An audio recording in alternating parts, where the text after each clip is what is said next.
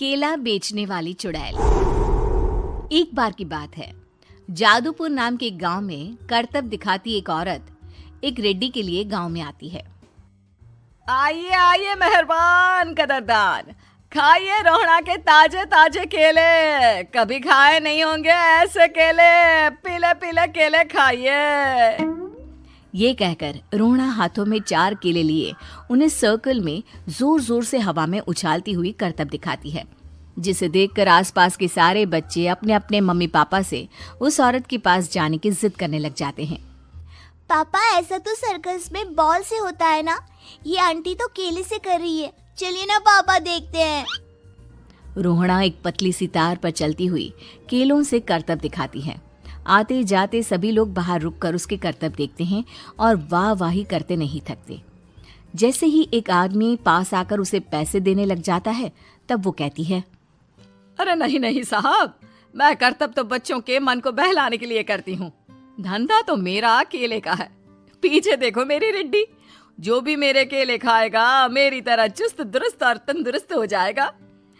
पता चलता है क्या कि मेरी उम्र 55 की है। अरे पर ऐसे ठंड के मौसम में कोई केला क्यों खाएगा? ये ऐसे वैसे केले नहीं है साहब, ये शरीर में गर्मी देते हैं। ठंड को दूर भगाए जो भी रोहिणा के केले खाए। पापा, अगर मुझे केले नहीं मिले तो मैं घर नहीं जाऊंगी। तभी उसके पापा कहते हैं कि बेटा, केले ठंड में कभी गर्मी नहीं देते। ये सब कहने की बातें हैं, सामान बेचने का तरीका है इनका। पर पिंकी नहीं मानती। मैं केले खाऊंगी। पिंकी की जिद के आगे नत्थू हार जाता है और उसे केले खरीद कर दे देता है। पिंकी खुश होकर केले घर ले आकर खाती है। अब मैं भी करतब करूंगी, कितना मजा आएगा। जादुई केले। पिंकी पहला केला खत्म भी नहीं करती कि वो बेहोश हो जाती है।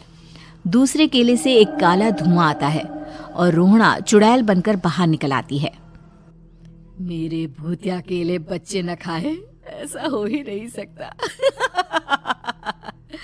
जादूपुर वालों, कब तक बचोगे?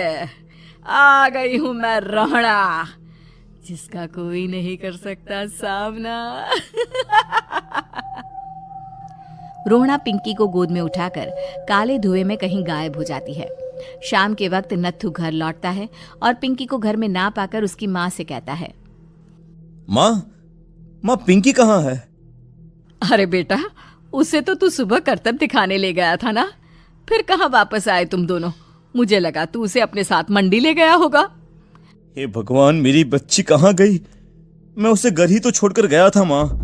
नत्थू गांव के घर कोने में अपनी बेटी को ढूंढता है, पर उसे वो कहीं नहीं मिलती। परेशान होकर आके रो रो कर नत्थू हिम्मत हार कर घर लौट आता है। अगली सुबह रोहड़ा फिर से करतब दिखाने आती है और इस बार पिंकी की तरह रोनी केले खरीद लेता है। 50 रुपए दिए थे पापा ने, सारे पैसों के मैंने केले खरीद लिए हैं। अब मैं भी आंटी की तरह ही करतबबाज बन जाऊंगा। यही सोचते हुए रोनी केले खाता है और पहला अकेला केला आधा खत्म भी नहीं करता कि चुड़ैल उसके सामने आ जाती है।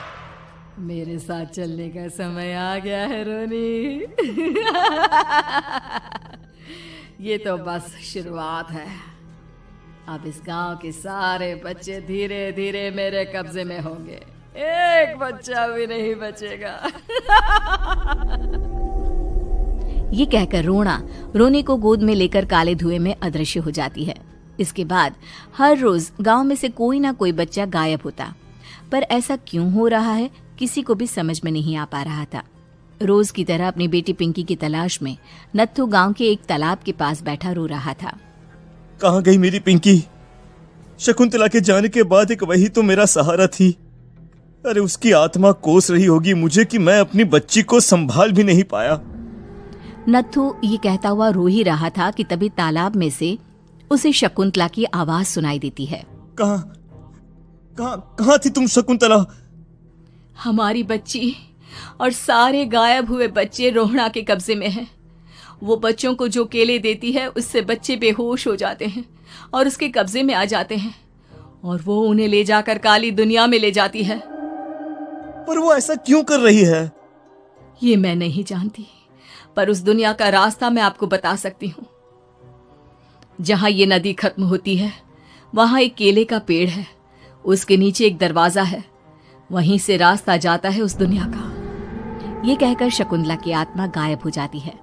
गांव के सभी लोग झुंड बनाकर उसी रास्ते से काली दुनिया में चले जाते हैं और वहां देखते हैं कि सारे बच्चे वहां काम कर रहे थे। पापा मुझे ले चलो यहाँ से। पापा पापा। सभी बच्चे अपने मम्मी पापा से लिपट जाते हैं। तो तुम लोग यहाँ तक आ गए? क्यों हमारे बच्चों को पकड़ लिया तूने? तुझे शिकार ही बनाना है तो ले, हम सब आ गए हैं, हमें खा ले। नहीं, मुझे बच्चे चाहिए, मेरे बच्चे के बदले तुम लोगों के बच्चे। क्या मतलब? मैं इसी गांव में रहने वाली एक औरत थी। केले की चोरी के इल्जाम में मेरे बेटे को गांव वालों ने इतना मारा कि वो मर गया। उसी दिन मैंने ठान लिया कि गांव वालों का भी वही हाल करूंगी। कुछ दिन बाद बेटे के चले जाने के दुख में मैं भी मर गई और मेरी भटकती आत्मा एक चुड़ैल बन गई। और फिर मैंने बदला लिया तुम सबके बच्चे छीनकर। बर्दाश्त नहीं कर पाए ना, सोचो मुझ पर क्या बीती होगी। हमें माफ कर दो रोना, पता नहीं ये किसकी गलती थी पर हम सभी माफी मांगते हैं। हमारी खुशियां लौटा दो, तुम भी तो एक माँ हो। गांव वालों की बात सुनकर रोना का मन पिघल जाता है और वो बच्चों को छोड़ देती है। उसके बाद काली दुनिया बच्चों के लिए जादुई दुनिया बन जाती है। अब कोई भी कभी भी वहां आ जा सकता था।